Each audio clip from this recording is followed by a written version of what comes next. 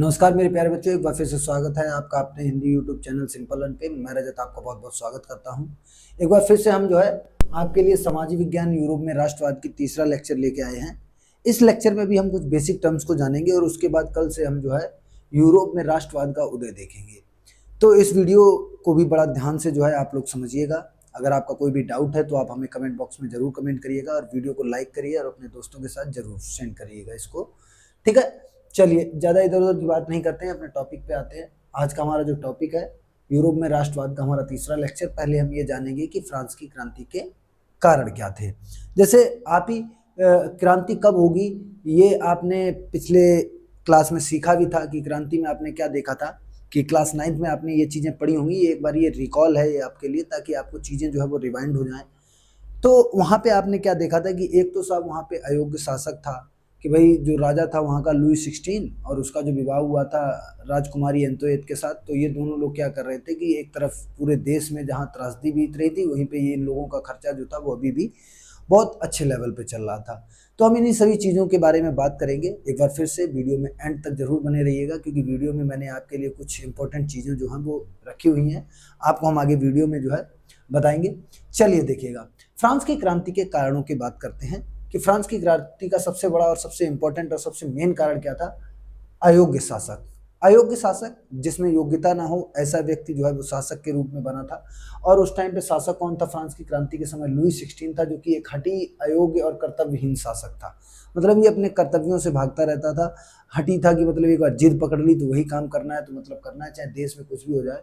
और ये देश में किसी भी प्रकार का सुधार जो होना चाहिए था उसका पक्षधर नहीं था। ये हमेशा उन चीज़ों का विरोध करता था जिससे समाज में शांति स्थापित हो, लोगों का विकास हो। ये इन सब बातों में जो है विश्वास नहीं रखता था। तो इसीलिए इसको जो है एज ए हम अयोग्य शासक कंसीडर करते हैं। और फ्रांस की क्रांति में इसका सबसे इंपॉर्टेंट रोल था। शायद अगर लुई 16 ना होकर कोई और होता तो शायद फ्रांस की क्रांति नहीं आती, और फ्रांस की क्रांति नहीं होती तो दुनिया कभी भी बहुत महत्वपूर्ण पहलुओं पर बात नहीं करती। चलिए देखिएगा, दूसरा कारण क्या था? मध्यम वर्ग का उदय। हमने पढ़ा था क्लास 9 में कि आपके 3 कैटेगरियां थी, प्रथम स्टेटस, द्वितीय स्टेटस और तृतीय स्टेटस। प्रथम स्टेटस में कौन थे? आपके पादरी वर्ग आता था, दूसरे में कुलीन वर्ग और तीसरे में अन्य सभी लोग आते थे। तो इन्हीं अन्य सभी लोगों का क्या होता है कि 18वीं शताब्दी में जब यूरोप में औद्योगिक क्रांति आती है तो ये जो तृतीय स्टेटस के लोग जो जूते चप्पल बनाने का काम कर रहे थे, जो मजदूरी कर रहे थे या वकालत कर रहे थे, इन लोगों में क्या होता है कि इन लोगों का विकास होता है। इन लोगों के पास पैसे आते हैं और ये व्यापार करते हैं। व्यापार करने के बाद इनको और धन की प्राप्ति होती है। इस प्रकार इनका जो है वर्चस्व समाज में बढ़ जाता है और इस तरीके से मध्यम वर्ग का उदय होता है। तो देखिएगा, औद्योगिक क्रांति के पश्चात नए मध्यम वर्ग का उदय हुआ, जो परिवर्तन व राष्ट्रवाद की भावनाओं से ओतप्रोत थे। अब जब इनके पास पैसा बढ़ा ना, तो ये इनके अंदर राष्ट्रवाद की, भाई सभी लोग जो है ना एक ही ओर विकसित हो, एक ही गोल हो सबका, एक ही लक्ष्य हो, ऐसी भावना इनके अंदर कूट कूट के भरी हुई थी। तो जैसे ही मध्यम वर्ग के लोगों का उदय होता है तो ये जो है कुछ बुनियादी चीज़ों की मांग करने लगते हैं, और जिससे जो है समाज में क्या हुआ? परिवर्तन आया। और इस तरीके से फ्रांस की क्रांति में इनका एक इम्पोर्टेंट रोल था। उसके बाद आती है आम जनता की दयनीय स्थिति। साहब, आम जनता की स्थिति इतनी खराब हो गई थी कि जनता जो है वो बहुत ज़्यादा परेशान हो गई। क्यों? क्योंकि एक तरफ जो है अकाल पड़ने के कारण लोगों की रोजी रोटी का बड़ा ही लोगों की रोजी रोटी के लिए वो दुखी हो गए। उनको खाने के लिए पाव रोटी नहीं मिल रही थी। लोग जो है वो बेकरी के दुकानों के बाहर खड़े हुए थे, महिलाएं और बच्चे जो है बेकरी की दुकानों पे खड़े थे ताकि उनको कैसे भी करके पाव रोटी मिल जाए। तो इस टाइप की सिचुएशन बन गई थी और लोग जो है वो राजा के खर्चों को देखकर बहुत ज़्यादा दुखी हो रहे थे। इस वजह से और जो है पब्लिक जो है वो किस पे उतर आई? आपकी क्रांति पर उतर। उसके बाद मजदूर वर्ग की दुर्दशा। मजदूर वर्ग की दुर्दशा कैसी थी कि साहब जो मजदूर वर्ग था ना, उससे काम ज्यादा कराया जा रहा था लेकिन उसको पैसे कम मिल रहे थे। चलो यहाँ तक भी ठीक था कि चलो भाई काम ज्यादा कर रहे हैं, पैसे कम मिल रहे हैं, कोई बात नहीं, लेकिन कम से कम कोई सामाजिक सुरक्षा तो होनी चाहिए। लेकिन यहाँ के लोगों को सामाजिक सुरक्षा भी नहीं मिल रही थी, ना तो उनका वेतन फिक्स था। तो इस टाइप की सिचुएशन थी किसके लिए? मजदूरों के लिए। तो मजदूर भी बहुत ज्यादा दुखी हो गया। देखो, मध्यम वर्ग का उदय, आम जनता की दुर्दशा और मजदूर वर्ग की दुर्दशा जो है वो इम्पोर्टेंट कारण रहेंगे, क्योंकि ये जो है संख्या में ज्यादा थे। उसके बाद बात आती है दार्शनिक प्रभाव की। इसी टाइम ड्यूरेशन में क्या होता है कि नए नए दार्शनिक जो है वो निकल कर आते हैं और वो लोगों को उनकी कमियों के बारे में बताते हैं और ये बताते हैं कि भाई इनमें सुधार कैसे किया जा सकता है। इन सब चीज़ों के बारे में कौन बताता है? आपके दार्शनिक। अब एक्चुअल में आप सोच रहे होंगे साहब ये दार्शनिक क्या होता है? आपके मन में ये विचार तो आ रहा होगा कि साहब दार्शनिक दार्शनिक आप कह रहे हैं, दार्शनिक होता कौन है? मैंने आपको पिछले वीडियो में बताया भी है। दार्शनिक ऐसा व्यक्ति जो अपने विचारों को प्रस्तुत करता है किसी के समक्ष, और वो विचार अगर बाद में सत्य स्थापित हो जाते हैं, उनकी क्रेडिबिलिटी बढ़ जाती है, तो हम उनको, उस व्यक्ति को क्या कंसीडर करेंगे? दार्शनिक कंसीडर करते हैं। तो इस टाइप से ऐसे विचार देने वाले बहुत से नए लोग आए। तो देखिए, इस समय तक दार्शनिकों का उदय हुआ और अपने विचारों से जनता की दयनीय स्थिति से परिचित कराया। अब जो ये लोग जो निकल के आए ना दार्शनिक, इन्होंने क्या किया? जनता की स्थिति को जनता को बताना स्टार्ट कर दिया। अब जनता की स्थिति को जब जनता को बताया, और क्या हुआ, इन्होंने उसके परिणाम भी बताए और उनको जो है सॉल्व करने की सिचुएशन भी बताई, कैसे इन समस्याओं को समाधान निकलेगा, इन सब बारे में बताया। तो जिससे जो है क्या हुआ कि जो ये मजदूर वर्ग था या जो आम आदमी का वर्ग था, इसमें क्या होता है? क्रांतिकारी विचारों का संचार हो जाता है, और जिसके कारण भी ये क्रांति होती है। उसके बाद आज़ादी पे प्रतिबंध, हमने क्लास 9th के फ्रांसीसी क्रांति वाले चैप्टर में आपको बताया आज़ादी पे प्रतिबंध कैसे था कि साहब अगर कोई भी अखबार छापना होता था या कोई भी किताब छापनी होती थी, तो उसके लिए पहले राजा के मंत्रियों से परमिशन लेनी होती थी। तो इस टाइप के जो है कॉन्सेप्ट उस समय पे लागू थे। तो एक तरीके से किस पे प्रतिबंध था? आज़ादी पे। ये मेन 6 कारण थे फ्रांस की क्रांति को होने के लिए। अगर आपसे कोई पूछा जाए कि फ्रांस की क्रांति के कारण बताइए, तो आप क्या बताएंगे? अयोग्य शासक, दूसरा मध्यम वर्ग का उदय, तीसरा आम जनता की दयनीय स्थिति, चौथा मजदूर वर्ग की दुर्दशा, पांचवा दार्शनिकों का उदय, और छठा क्या था? छठा था आपका आज़ादी पर प्रतिबंध। इस टाइप की सिचुएशन की वजह से ही जो है आपका फ्रांसीसी क्रांति हुई। फ्रांसीसी क्रांति का प्रभाव क्या पड़ा कि चलो भाई क्रांति तो हो गई, मान लिया भाई, आप कह रहे हो सर, तो हम ये भी बात मान लेते हैं कि भाई फ्रांसीसी क्रांति इन कारणों से हुआ, लेकिन इस फ्रांसीसी क्रांति से मिला क्या भाई? फायदा क्या हुआ हमको? तो इसका प्रभाव क्या पड़ता? फ्रांस की क्रांति का फ्रांस पर प्रभाव, सॉरी फ्रांस पे नहीं, यूरोप पर प्रभाव होगा यहाँ पे। ठीक है, यहाँ पे हम क्या कर लेते हैं? यूरोप होगा यहाँ पे। ये बात आपको याद रखनी है कि भाई किस पे प्रभाव? यूरोप पे। भाई फ्रांस जो था ना, वो यूरोप का ही तो एक देश था। तो यूरोप पे, पूरे यूरोप पे इसका क्या प्रभाव पड़ा कि देखो, सबसे पहला प्रभाव क्या पड़ा कि साहब वहां पे जो अयोग्य शासक था ना, उसको उसके पद से हटा दिया गया। मतलब लुई 16 के शासन का अंत हुआ, उसको उसके पद से हटाया गया, और क्या होता है? लोकतंत्र स्थापित किया जाता है, और नया व्यक्ति जो है वो चुनकर आता है, और उसका नाम क्या होता है? Maximilien Robespierre. ये बात आपने क्लास 9th में पढ़ी होगी। ये बात, इतनी बात आपको याद रखनी है कि साहब लुई 16 के बाद फ्रांस में कौन सत्ता में आया? तो लुई 16 के बाद लोकतंत्र स्थापित हुआ, और कौन आया? Maximilien Robespierre. हालांकि आतंक के राज में हमने क्लास 9th में बात की है, यहाँ पे आतंक के राज की बात नहीं की जाएगी क्योंकि वो क्लास 9th का टॉपिक है। तो फ्रांसीसी क्रांति से यूरोप पे क्या प्रभाव पड़ा? सॉरी, यूरोप नहीं, यहाँ पे फ्रांस ही होगा क्योंकि फ्रांस के ही बारे में जाने हैं। ठीक है, सॉरी, वो मिस्टेक से मुझे याद नहीं रहा। तो यहाँ पे क्या है? फ्रांस पर प्रभाव। लुई 16 का शासन समाप्त हुआ। अब फ्रांस में क्या हुआ? सड़कें, पुलों, अस्पतालों व स्कूलों का निर्माण होने लगा, जो अभी तक नहीं हो रहा था फ्रांस में। अब उन चीज़ों पे काम होने लगा क्योंकि वो जो राजा था ना, वो सुधार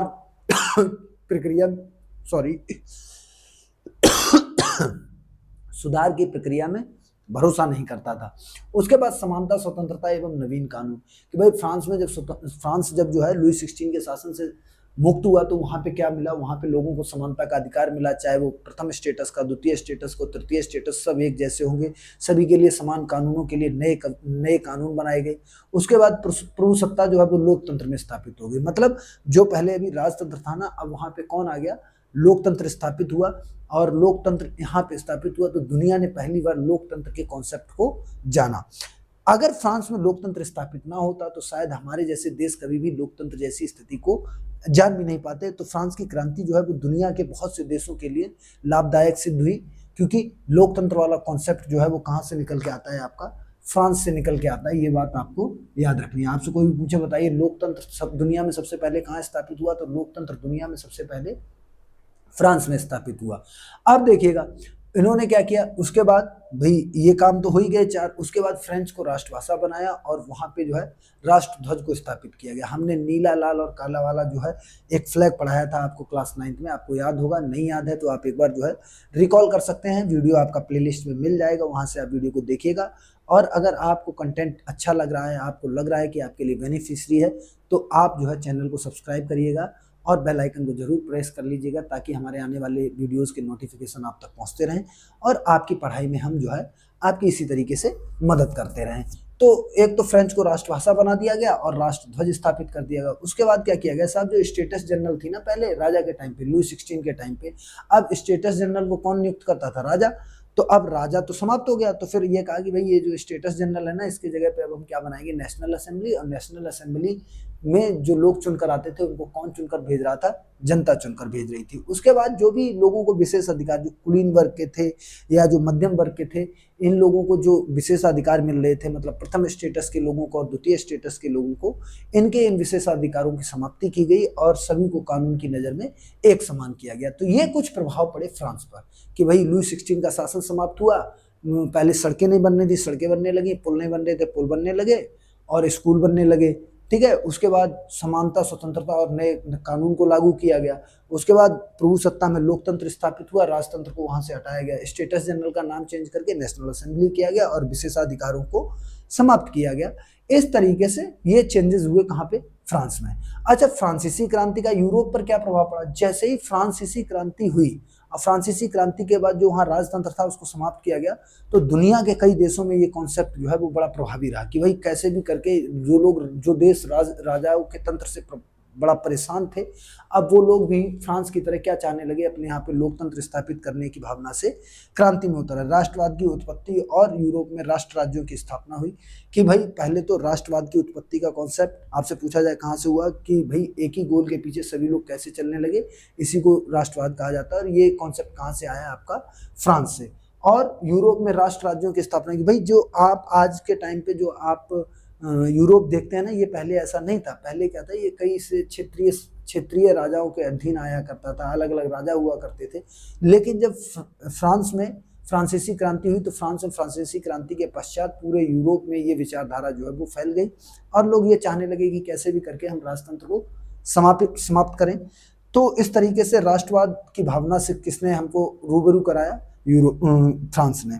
उसके बाद लोकतंत्र का सिद्धांत जो है वो विश्व को किसने दिया, फ्रांस ने। अगर फ्रांस में ये क्रांति ना होती तो शायद दुनिया में किसी भी देश को लोकतंत्र के कॉन्सेप्ट का पता ही नहीं चलता। तो दुनिया को लोकतंत्र का कॉन्सेप्ट देने वाला देश कौन सा था, आपका फ्रांस था। उसके बाद समाजवादी विचारधारा का विकास हुआ। समाजवादी विचारधारा, देखो समाजवादी होता क्या है पहले तो ये जान लीजिए, क्योंकि जब हम इंडियन कॉन्स्टिट्यूशन को पढ़ेंगे तो वहां पे भी इस शब्द का जिक्र आएगा।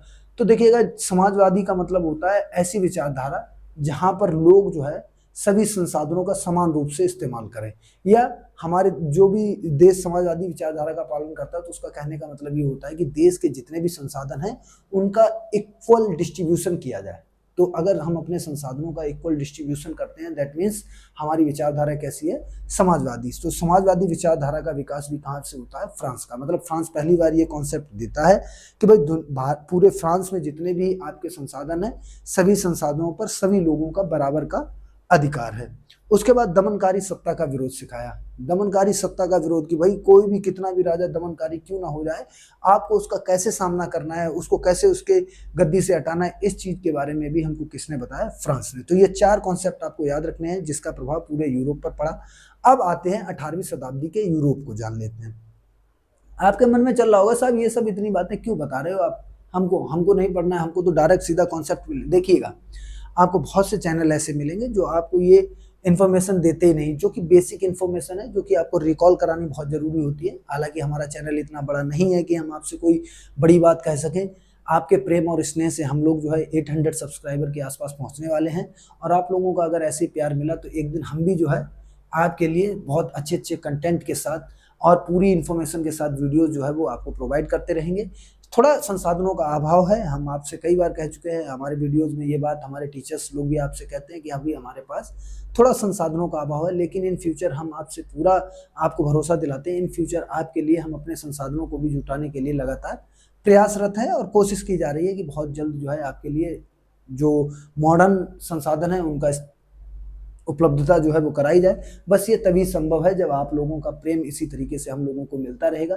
वीडियो को जो है फैला दीजिएगा आप अपने दोस्तों के साथ, ताकि ये चैनल जो है वो और ज़्यादा बच्चों के पास पहुँचे और उनको पता चले कि भाई फ्री में जो है इतना अच्छा कंटेंट कहीं पर दिया जाता है। चलिए देखते हैं 18वीं सदी में यूरोप की। 18वीं सदी जो यूरोप आज के टाइम पे आप देखते हैं ना, यूरोप का मैप, मैं वही फिर एक बार वही बात दोहराऊंगा कि अभी हमारे पास थोड़ा संसाधनों का अभाव है, वरना हम आपको यूरोप का मैप दिखाते और तब आपको चीज़ें और आसानी से समझ में आती। तो वर्तमान में जो आप यूरोप देखते हैं ना, जिसमें आपको कौन कौन सा देश देखने को मिलता है, जर्मनी, स्विट्जरलैंड, इटली, ये सब पहले किसी न किसी राजा के अधीन थे।